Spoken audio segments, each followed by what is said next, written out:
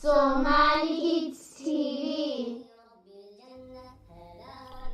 waxaa loo ogol yahay bisha ramadaanka inuu afuro qofka xanuunsan ee haddii uu soomo dhib uu gaarsiinayo soomidda uu soomay.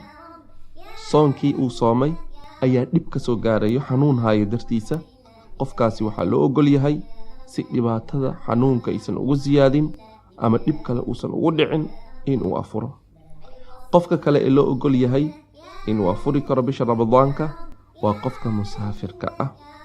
faman shahida minkum ash-shahra falyasumhu waman kaana mariidan aw calaa safarin faciddatun min ayaamin ukhar.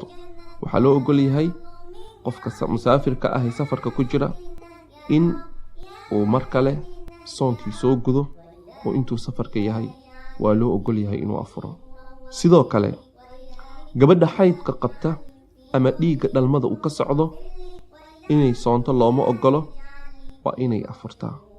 sidoo kale waxaa loo ogol yahay inay afurto hooyada uurka leh ama ilmaha nuujinaysa. waxaa loo ogol yahay inuu sidoo kale afuro qofka xanuunka haayo aan rajo laga qabin inuu ka caafimaado. mararka qaarkiisa qofka waxaa ku dhaca xanuun aan rajo laga qabin inuu qofkaasi ka caafimaado. qofkaasi waxaa loo ogol yahay inuu afuro kadibna uu fidyo bixiyo. macnaheedana waxay tahay inuu masaakiin quudiyo. وعلى الذين يطيقونه فدية طعام مسكين. Somali